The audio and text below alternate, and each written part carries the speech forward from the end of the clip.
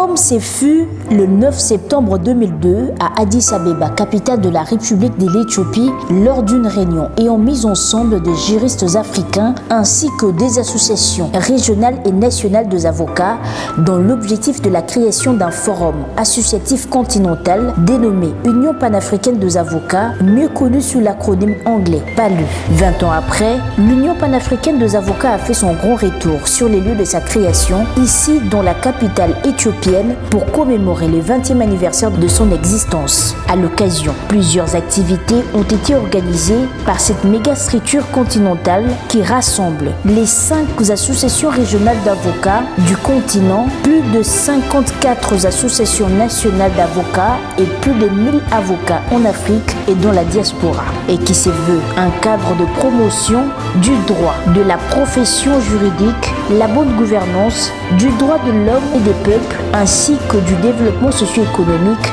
du continent africain. Du 7 au 10 septembre dernier, les membres des PALU ont fait non seulement une introspection sur les 20 dernières années depuis la création de ces forums, mais ils ont aussi mis en place des nouvelles stratégies venues du Cameroun, du Togo, de la République démocratique du Congo, de la Tanzanie, du Tchad, de l'Afrique du Sud, de l'Ouganda, du Nigeria, du Kenya et de l'Algérie et d'autres pays africains. Ces juristes ont réfléchi sur plusieurs thématiques qui visent l'évolution de leur continent. Ils ont abordé principalement celles qui contribuent à la promotion juridique en général et des PALU en particulier, à savoir l'avenir de la profession juridique en Afrique, la bonne gouvernance, l'état des droits, les droits de l'homme et des peuples, la paix et la sécurité en Afrique. Heureux d'entrer en fonction au moment où sa structure célèbre son 20e anniversaire, Kari Abdul Bagui, président du comité exécutif des PALU nouvellement intronisé, est revenu sur les réalisations de cette structure pendant les 20 premières années. Nous avons réalisé beaucoup de choses. Le plan de développement institutionnel, vous le constatez aujourd'hui, l'organisation est bien implantée. Elle a un secrétariat permanent qui existe à Arusha et qui a aujourd'hui pratiquement une quinzaine d'employés qui travaillent au quotidien pour l'organisation. Au plan de l'indépendance de l'avocat et du système judiciaire, nous avons fait beaucoup de choses. Il y a eu beaucoup de déclarations et beaucoup d'interventions auprès de nos différents membres institutionnels. Chaque fois qu'un de nos barreaux africains ou chaque fois qu'un avocat africain se retrouve dans une situation délicate, nous sommes levés tout de suite pour intervenir. Le plan de la gouvernance, nous avons fait alors beaucoup de choses. La violation des droits de l'homme a systématiquement été combattue. Nous avons régulièrement engagé des procédures devant la Cour africaine des droits de l'homme et des peuples. Et je crois qu'au niveau de cette Cour-là, qui est un partenaire essentiel de l'Union panafricaine, nous sommes parmi les structures qui saisissent la Cour le plus souvent. Nous avons fait des missions de consultance pour la Cour elle-même.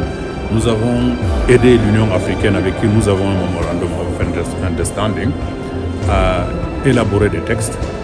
Je le disais ce matin dans mon discours, nous avons rédigé le protocole de Malabo, qui est un acte par lequel l'Union africaine a voulu étendre la compétence de la Cour africaine aux crimes internationaux tels que les génocides et autres.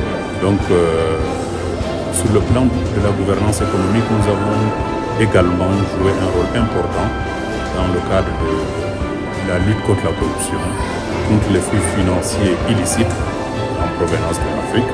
Donc, il y a plusieurs déclarations et nous sommes également à la date d'aujourd'hui membres de plusieurs commissions, de plusieurs consortiums pour la mise en œuvre des différentes résolutions prises dans ce cadre-là. Dans son intervention, le secrétaire général adjoint des PALU, les bâtonniers Koko Kayode Misamo du barreau de Kinshasa Matete de la République démocratique du Congo, a planché sur l'avenir de la profession et les stratégies à mettre en place pour les années futures. Nous avons donc un premier défi qui est le défi de l'intégration juridique, l'intégration de la profession au niveau des différentes régions d'Afrique. Nous avons un deuxième défi majeur, c'est le défi qui se présente à nous à l'ère du numérique, principalement les défis de la digitalisation, de la numérisation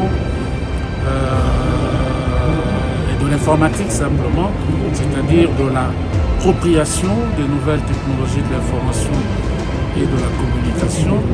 Nous avons troisièmement les défis de nos modes d'exercice et de nos structures d'exercice professionnel, car comme vous l'avez suivi aujourd'hui, les contentieux les plus complexes et les plus importants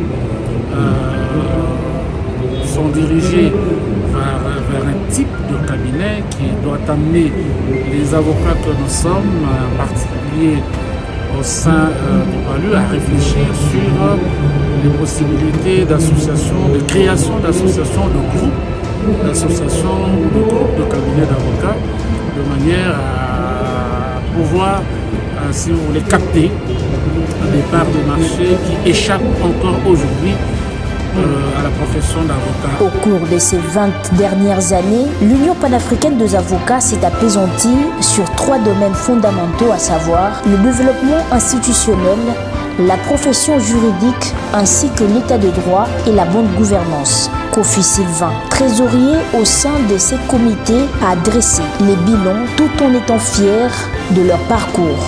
On retient que nous avons réussi à fédérer des associations d'avocats, à fédérer les cabinets d'avocats, à réunir les avocats autour de l'intégration des thèmes de l'unification, des thèmes de l'efficacité.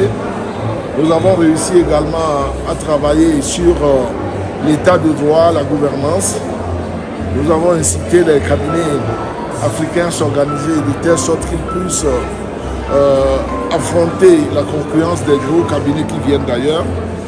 Et le challenge était également de faire en sorte que nous puissions promouvoir la gente féminine dans la profession et également rapprocher la défense des citoyens vers les juridictions internationales, les juridictions régionales. Œuvrant près d'une décennie au sein de ces méga-organismes internationaux dont le but est de refléter les aspirations et les préoccupations des populations africaines et défendre leurs intérêts communs, le bâtonnier Coucou Kayudi de la République démocratique du Congo et secrétaire général adjoint des PALU a saisi l'opportunité pour inviter les avocats de son pays, la République démocratique du Congo, à une adhésion massive. Je voudrais inviter l'ensemble des avocats de la République démocratique du Congo, de l'Afrique centrale de manière générale et de l'Afrique à pouvoir s'intéresser aux activités de l'Union panafricaine des avocats. Je voudrais les inviter nombreux aux sessions, notamment virtuelles, qui vont être lancées, ainsi que la formation des jeunes avocats, surtout des jeunes avocats, que j'appelle absolument à pouvoir adhérer au PALU, et j'invite les différents barreaux comme membres institutionnels à prendre véritablement leur part dans cette organisation qui est notre organisation, dont nous devons nous appuyer en tant que République démocratique du Congo, car en effet nous sommes au cœur du droit continental, mais nous sommes également un pays important dans l'implémentation justement de ce que sont les valeurs de l'Union panafricaine des avocats. Autre temps fort à signaler, c'est les dîners des galas offerts aux avocats membres des PALU dans le respect du rite et des couleurs du pays hôte que l'Éthiopie.